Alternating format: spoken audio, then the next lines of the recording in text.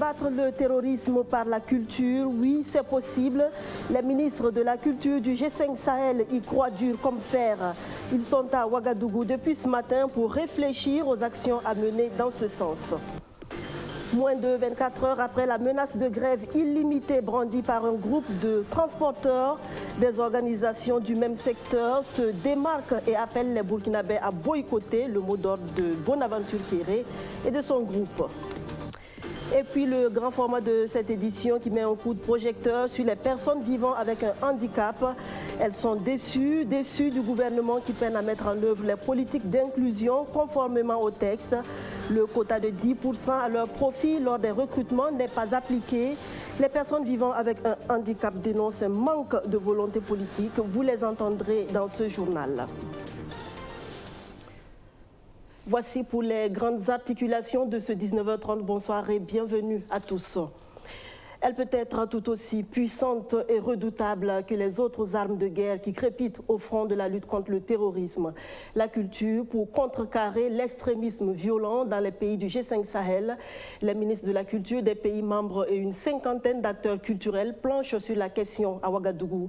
L'idée, c'est d'aboutir à des propositions concrètes à mettre en œuvre pour venir à bout du phénomène. Rémi Lambert-Nibier. Cette conférence émane de la stratégie holistique élaborée par les pays du G5 Sahel pour contrer la montée de l'extrémisme violent dans leur espace. La guerre menée par les terroristes dans le Sahel est aussi culturelle et pour le ministre burkinabé de la culture africaine possède assez d'arguments pour s'opposer à l'aliénation. À y observer de près, le déclenchement des mécanismes de l'extrémisme violent est parfois dû à la méconnaissance ou au mépris de nos systèmes de valeurs, en raison des influences extérieures mondialisées qui les relèguent au rang des traditions désuètes.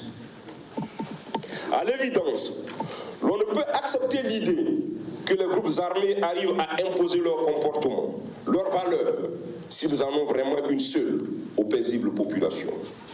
L'on ne peut accepter l'idée que des bonnes armées arrivent à renier le droit à la différence culturelle, cherchant à imposer leurs préférences à nos communautés qui ont une longue tradition de vivre ensemble.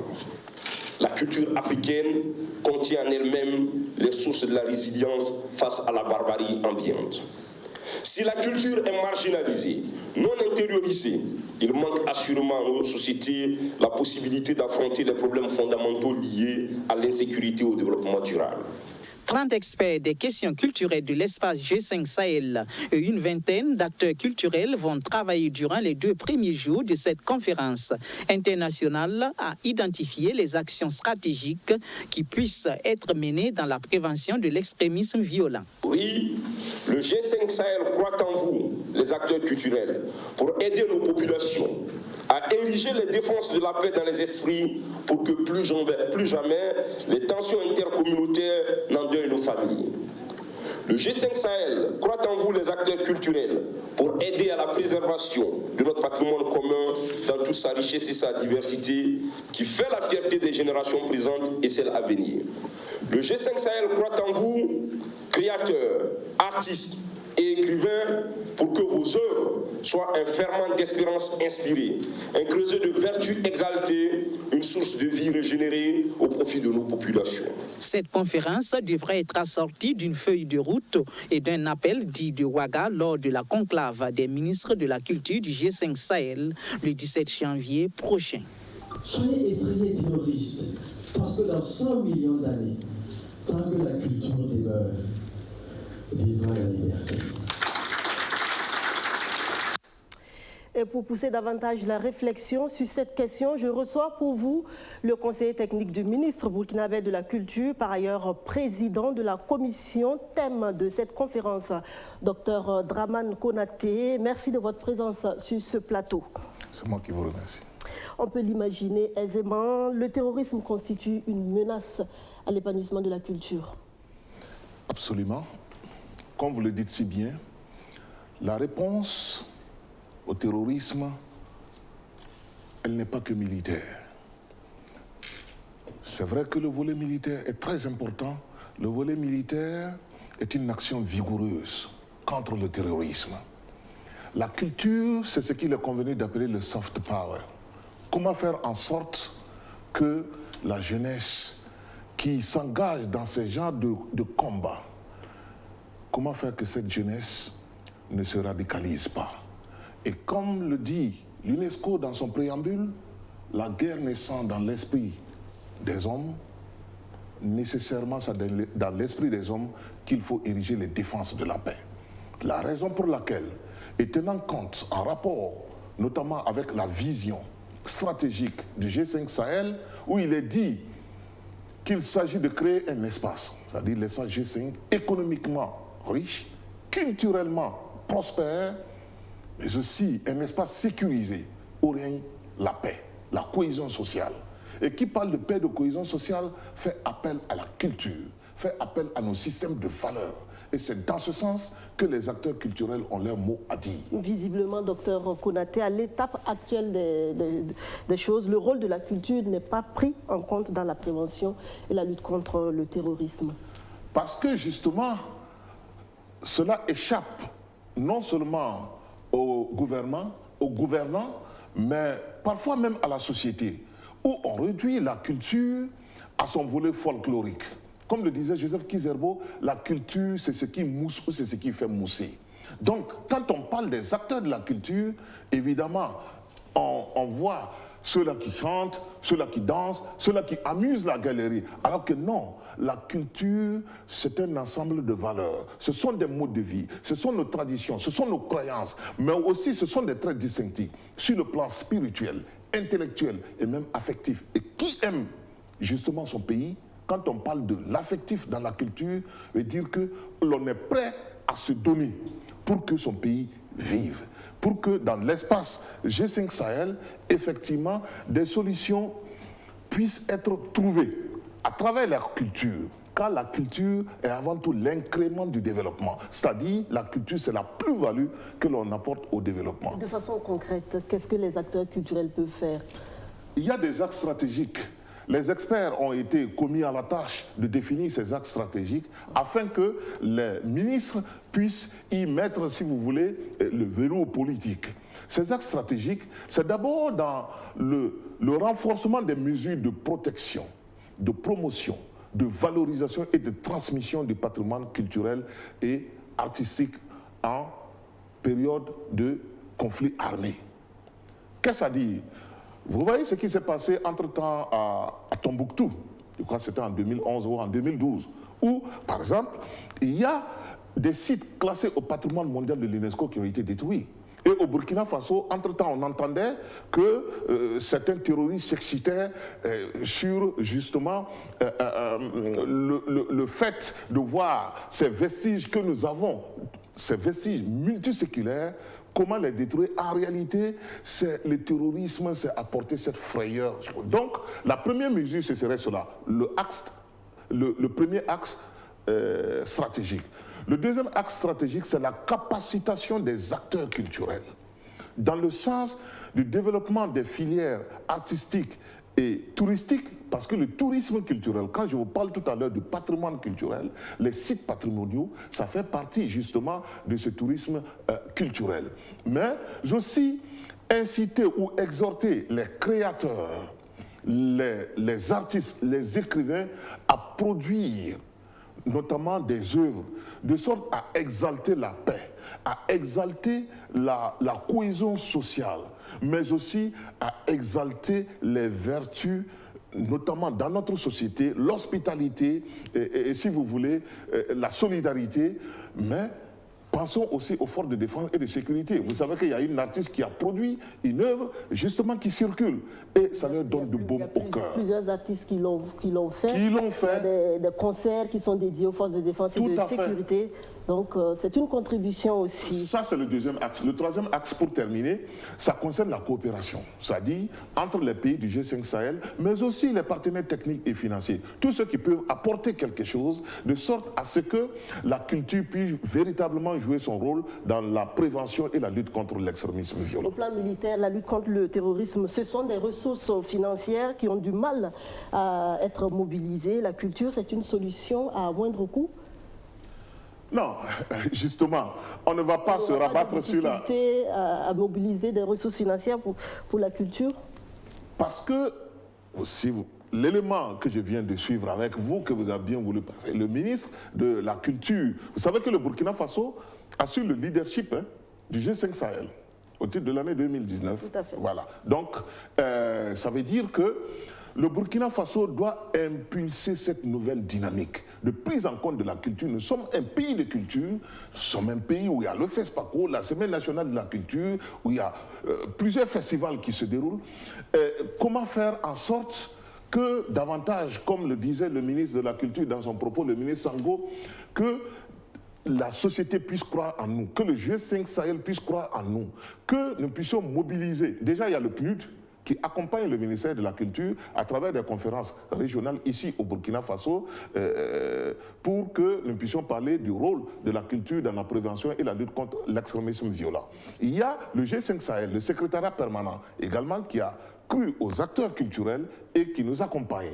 L'UMOA s'était annoncé, et comme aussi d'autres partenaires s'étaient annoncés, pour éventuellement voir, mais je crois qu'ils sont tous en attente des propositions concrètes, des actions réalistes et réalisables sur le terrain. Et c'est ce que nous allons faire. Justement, qu'est-ce qui est attendu à l'issue de cette réunion des ministres de la Culture du G5 Sahel? Il y aura une feuille de route qui va reprendre ces axes stratégiques dont nous venons de parler, assorti justement d'un plan d'action, et ce plan d'action inclut le mode opératoire de ces axes stratégiques, dans le sens du renforcement des mesures de protection et de valorisation du patrimoine culturel, mais aussi dans le sens de la capacitation des acteurs culturels, comme aussi dans le sens de la coopération. Et enfin, tout sera couronné par ce qu'il est convenu d'appeler la déclaration de Ouagadougou. C'est une première du genre. Les ministres de la Culture vont se réunir, le Burkina Faso à l'initiative, pour faire une déclaration qui sera un moment fort, un symbole fort, pour que ces ministres de la Culture puissent dire, dans nos pays, la culture repose sur les fondements de la paix et de la cohésion sociale. Et comme le disait un grand penseur, les crises naissent quand les valeurs sont bouleversées. Alors travaillons à rétablir ces valeurs pour que cessent les crises. Merci, docteur Konaté, pour toutes ces précisions sur la contribution de la culture à la prévention et à la lutte contre l'extrémisme violent. L'autre paramètre qui peut aider à endiguer l'hydre terroriste, c'est bien l'unité nationale. Des acteurs de développement l'ont bien compris au Burkina Faso de juillet à décembre 2019. Ils ont mis en œuvre le projet Promouvoir l'esprit de cohésion sociale dans 5 communes du pays. On en sait plus avec Majid Bakouan. De juillet 2019 à décembre 2019, le groupe d'études et de recherche sur la démocratie et le développement économique et social GRDES a mis en œuvre le projet Promouvoir l'esprit de la cohésion sociale dans 5 communes du Burkina Faso. Il s'agit de Houndé, Bekui, Koumbia, Péni et Dandé. D'un coût global d'environ 35 millions de francs CFA, ce projet vise à promouvoir la cohésion sociale en vue de réduire les conflits intercommunautaires. Ces communes ont été retenues du fait qu'elles sont concernées par l'étude du NDI, qu'elles appartiennent à une zone traditionnelle d'immigration interne et qu'elles abritent une activité minière intense. Je crois que la plus grande mine du Burkina se trouve par là-bas, et l'existence aussi de plusieurs sites d'orpaillage. L'objectif global du projet est de contribuer à promouvoir les valeurs d'une culture de paix, de dialogue et de cohésion sociale au Burkina Faso, en vue de réduire les conflits communautaires d'une manière générale et les conflits fonciers en particulier. Pour y parvenir, GRDES Burkina a déployé une série d'activités. 10 activités programmées ont toutes été réalisées. Il s'agit de 5 sessions de formation du 15 juin au 31 juillet 2019 dans les chefs-lieux des 5 communes. Des actions de conscientisation des populations à travers la confection et la fixation de panneaux de sensibilisation et des représentations théâtrales dans les chefs-lieux des 5 communes, la diffusion et rediffusion de spots dans 2 radios de proximité installées, une à Houndé et l'autre à Bobo-Dioulasso. Toutes ces activités ont connu un succès quant à leur réalisation, toute chose qui ne peut que satisfaire le partenaire technique et financier. La zone que GERDES a choisie pour mener ce projet, le choix a été très bien fait. Le choix a été bien fait parce que la thématique sur la cohésion sociale liée au foncier est d'actualité dans cette zone. Tout le monde sait que la cohésion sociale est un peu étirée par le fait que les problèmes de terre sont très récurrents dans la zone de l'Ouest et particulièrement dans les communes qui ont été ciblées par GERDES. En rappel, GERDES Burkina est une représentation du mouvement panafricain GERDES Afrique. Il a pour mission de contribuer à l'enracinement de la démocratie participative. Une grève illimitée dans le secteur des transports routiers à partir de demain. Vous l'avez certainement suivi sur nos antennes hier. Une annonce faite par un groupe de syndicats. 24 heures après, 4 organisations s'insurgent contre cette velléité de grève tout en désavouant le premier groupe. Elles appellent l'ensemble des acteurs à vaquer sereinement à leurs occupations. Roméo Koïta, explication. Voici le groupe qui se réclame comme étant le plus légitime pour parler au nom des organisations des transporteurs routiers. 4 structures syndicales, FENAT, SYNAGECT, CTRB et ABS Trans, accompagnées des principales compagnies de transport, STAF, Raimo, TCV, Eltis, TSR et Raketa. Ils se démarquent formellement des intentions de grève lancées hier mardi par d'autres organisations de transporteurs dirigées par Bonaventure Kéré. Ils invitent l'ensemble des acteurs des transports à vaquer librement à leurs occupations, car, disent-ils, les raisons annoncées par les partisans de la grève sont infondées, notamment la question de la fêtière et la gestion du fret par le gouvernement. Il n'y a pas ce secteur-là quand même qui échappe au contrôle du gouvernement, vous le savez bien. Vous êtes tous des intellectuels. Pourquoi le secteur des transports en ferait effectivement l'exception? C'est tout à fait normal que le ministère des Transports ait un œil sur vraiment ce projet de mise en place la fêtière. Donc au jour d'aujourd'hui, pour nous, il ne s'agit pas vraiment d'une ingérence. Gérer le fret, c'est une préoccupation aussi du gouvernement, aussi bien des transporteurs que des chauffeurs routiers. Quant à la mise en place de la fêtière, les animateurs du point de presse ne s'y opposent pas. Ils justifient le retard observé dans la mise en œuvre de la dite fêtière par le fait que le gouvernement veuille mettre de l'ordre dans le secteur des transports afin d'avoir des interlocuteurs crédibles. Car dans le milieu, disent-ils, il y aurait des brebis galeuses. C'est des gens qui sont frustrés. Ils sont frustrés parce que ils n'ont pas eu gain de cause. Ils pensaient pouvoir quand même faire une démonstration de force, mais la réalité les a rattrapés. La réalité les a rattrapés pourquoi? Ils pensaient pouvoir forcer l'administration effectivement quand même à aller vers un congrès constitutif de la structure fêtière. Malheureusement, l'administration sait les pratiques qui ont cours. Il y a des gens aujourd'hui, ce que je suis en train de vous dire, vous allez l'apprendre. Il y a des gens qui sont déjà dans des procédures judiciaires, je l'entends. Demain, jeudi 16 janvier, il n'y aura donc pas grève, rassure cette coalition d'organisations syndicales de transporteurs. Mais avant qu'ils n'aient le temps de mettre fin à leur point de presse, que Bonaventure Kéré, porte-parole des partisans de la grève, fait irruption dans la salle. Il dénonce le fait de ne pas avoir été associé à la sortie médiatique. Une situation qui a occasionné des prises de bec. Autant dire que cette question de fêtière divise les organisations syndicales et la crise est peut-être loin d'être terminée.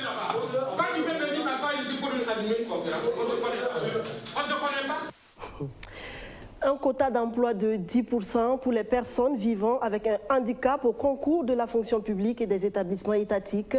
C'est une loi de 2010 qui le stipule. Une décennie après son adoption, le constat est amer pour cette couche vulnérable de la société.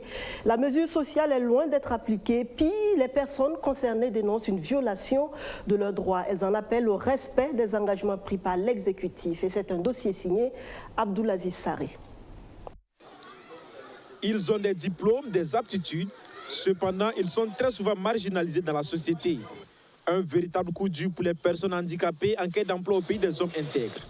Malgré leur volonté de participer à la vie politique et sociale du Burkina Faso sans tendre la main, ils peinent à obtenir un emploi décent à cause de leur physique.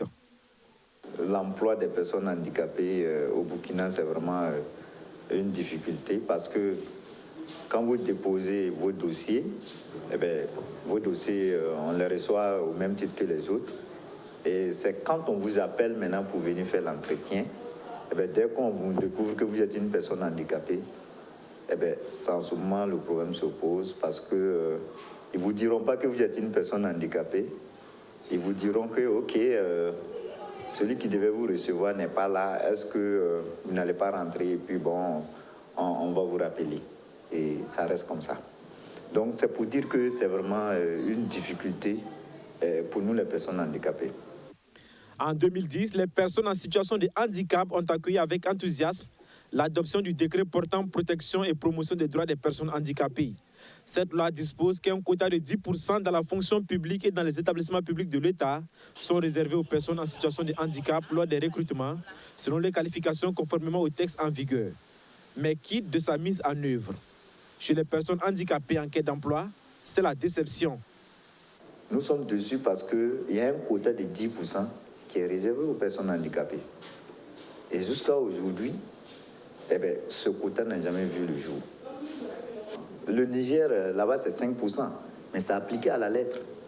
Voilà. La Côte d'Ivoire, il n'y a même pas une loi, il n'y a même pas un quota qui donne droit aux personnes handicapées. Mais chaque année, il y a plus de 200 personnes handicapées qu'on recrute. C'est pour dire que c'est une volonté politique. Nous avons 10%. S'ils estiment aussi que les 10% sont trop, il n'y a pas de problème. On peut même revenir à 5%. Ça, ce n'est pas un problème. Nous voulons l'application de la loi. Si pour les personnes handicapées, le quota n'a jamais connu une application, tel n'est pas le cas au ministère de la fonction publique, qui estime qu'au cours de ces 3 dernières années, le gouvernement a organisé des concours spéciaux au profit des personnes en situation de handicap.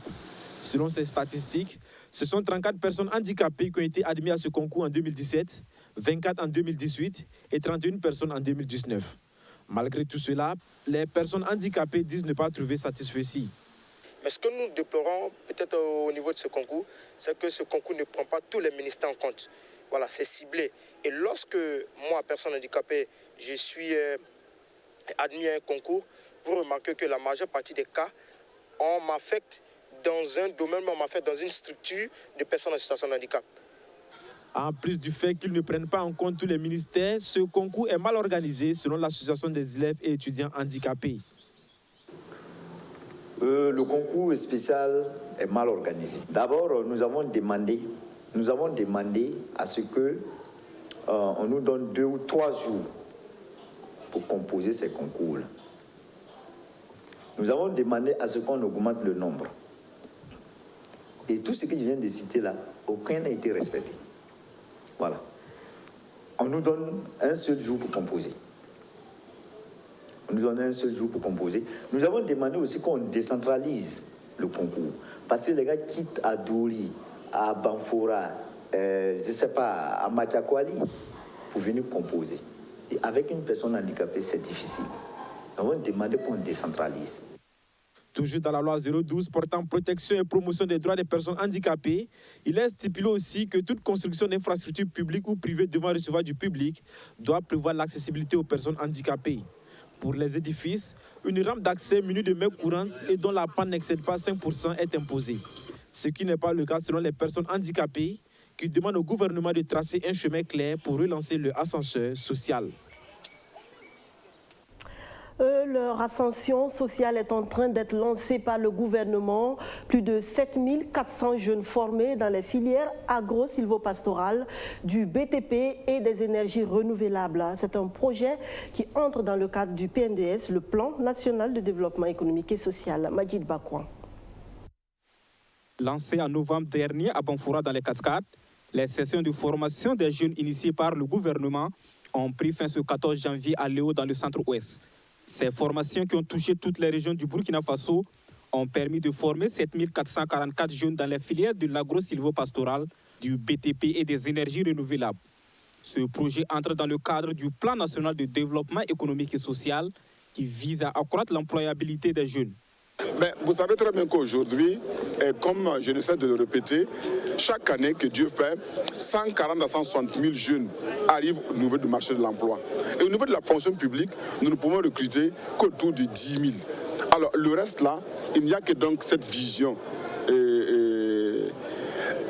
si chère au président du Faso, c'est-à-dire que l'autonomisation des jeunes, la promotion de l'entrepreneuriat, la formation professionnelle pour accroître donc l'employabilité des jeunes, afin de leur permettre donc d'être des acteurs économiques dynamiques.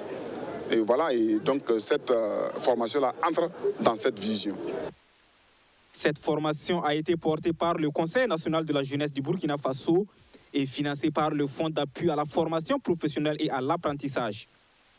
En plus des 2 milliards, il faut rappeler que les 2 milliards, c'est sur 3 ans. Bon, c'était 3 milliards, mais vu le contexte national, et le montant a été revu à la baisse à 2 milliards. Mais 2 milliards, c'est vraiment déjà un grand pas qu'il faut que le gouvernement fait. Donc, en plus de ces 2 milliards qu'on a en 2020, pour poursuivre la dynamique, il y a encore l'apport des différents partenaires dans le cadre des APOS. Et pour cela, en 2020, ce qui va revenir au FAFPA en termes de formation, c'est environ 1,2 milliard comme ça. Donc vous voyez que l'un dans l'autre, ça fait environ 3,5 milliards qui sont prévus cette année pour accroître les différentes formations au niveau des jeunes et des actifs. Il faut dire que nos formations ne s'adressent pas seulement aux jeunes. C'est vraiment les jeunes, les actifs et même dans le cadre de la formation continue des travailleurs du privé. La cérémonie s'est achevée par une remise d'attestation à 50 jeunes de la commune de Léo, formés en maçonnerie et en réfection de bâtiments. La maison des jeunes rénovée et équipée par le FAFPA a également été inaugurée par le ministre en charge de la jeunesse. Après la région du centre-ouest, mettons le cap sur le centre-sud où la construction d'une mini-laiterie fait un bien fou à toute une communauté. La communauté agro-pastorale est soutenue par la plateforme d'action pour la sécurisation des ménages pastoraux, le PASMEP, et ses partenaires étaient sur les traces de leur réalisation ce 14 janvier. Abdoulaziz Sari. La population mobilisée et les invités accueillis de façon symbolique. Les femmes pasteurs de Tambolo dans le Naouri expriment leur gratitude à leurs bienfaiteurs. Cette mini-laiterie qui contribue à leur épanouissement socio-économique est l'œuvre de la PASMEP, la plateforme d'action pour la sécurisation des ménages pastoraux. Autrefois dépendantes, elles sont désormais autonomes grâce aux revenus qu'elles tirent de cette laiterie.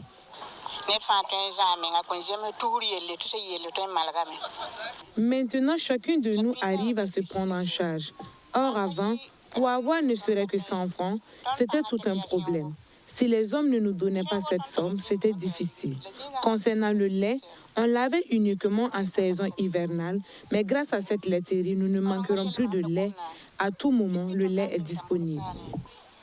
Cette infrastructure pointe à 3 le nombre de mini-laiteries dans la région du centre-sud. En plus de cela, ce sont 5 fourrages et un centre multifonctionnel de formation au métier de l'élevage qui a été également réalisé dans la région du centre-sud par la PASMEP. Nous avons aujourd'hui 40 groupements d'hommes et de femmes, de jeunes qui bénéficient de nos actions. Et nous sommes en train de travailler vers la transition de ces groupements-là, afin la transformation en coopérative. Et Tambolo que vous visitez aujourd'hui est l'exemple de ce processus qui est en cours. Donc le groupement de Tambolo a muté en coopérative. Et nous voyons déjà un peu l'impact positif de cette mutation-là. Toujours grâce à la PASMEP, plus de 1500 personnes ont été alphabétisées dans le centre-sud et 800 personnes formées en technique et culture fourragère. Toutes ces activités ont été réalisées dans le cadre de la mise en œuvre du projet de renforcement des capacités des organisations pastorales, PRECOP, un projet financé par le gouvernement allemand à travers Misereor. Bon, pour ce que j'ai vu, je ne peux dire que grande satisfaction, surtout beaucoup de courage pour le PASMEP et pour son équipe dirigeante, M. Miyogo, qui est à côté de moi. Et je suis fier de ce qui a été fait ici et ce que j'ai vu, mes collègues du siège l'ont déjà vu aussi en partie. Je ne vais que répéter ce qu'ils savent déjà. On vous encourage à aller plus loin. On est content avec vous. En termes de perspective, la plateforme d'action pour la sécurisation des ménages pastoraux PASMEP envisage d'accompagner le processus de promotion des coopératives agricoles tout en mettant l'accent sur le dialogue social entre toutes les communautés et les institutions locales de développement. La PASMEP qui fait des heureux dans le centre-sud de Burkinabé, non loin de là, à Takoradi, au Ghana. C'est la désolation. 34 personnes ont péri ce mardi dans un accident de la route. 34 morts, des nombreux blessés et plusieurs dégâts matériels. C'est le bilan de l'accident survenu mardi sur l'autoroute Cape Coast Takoradi, à l'ouest du Ghana, rapporte le site web MyJoy Online. 29 personnes sont décédées sur le champ alors que 5 autres sont mortes à l'hôpital universitaire de Takoradi, a indiqué la police locale. Les sapeurs-pompiers ont été vite dépêchés sur les lieux du drame. Toujours selon la police, un mauvais dépassement serait à l'origine de cette tragédie. Le président de la République, Nana Akufo-Addo Dankwa, a présenté ses condoléances aux familles éprouvées dans un tweet mardi. 2 autobus sont entrés en collision aux environs de minuit, heure locale à Dampoissé, près de Komenda. Selon la police, un autobus en provenance d'Accra aurait tenté un dépassement avant de s'encastrer dans l'autobus qui quittait Takoradi pour Accra. La route Accra-Takoradi est coutumière des accidents. En mars dernier, une collision avait fait 30 morts et de nombreux blessés. Ne jamais réagir aux choses de façon personnelle. Ce que les autres disent et font n'est qu'une projection de leur propre réalité, de leur peur, de leur colère, de leurs rêves. Il est important de se protéger contre les souffrances inutiles. J'espère que vous mesurez la portée de ce message. À demain.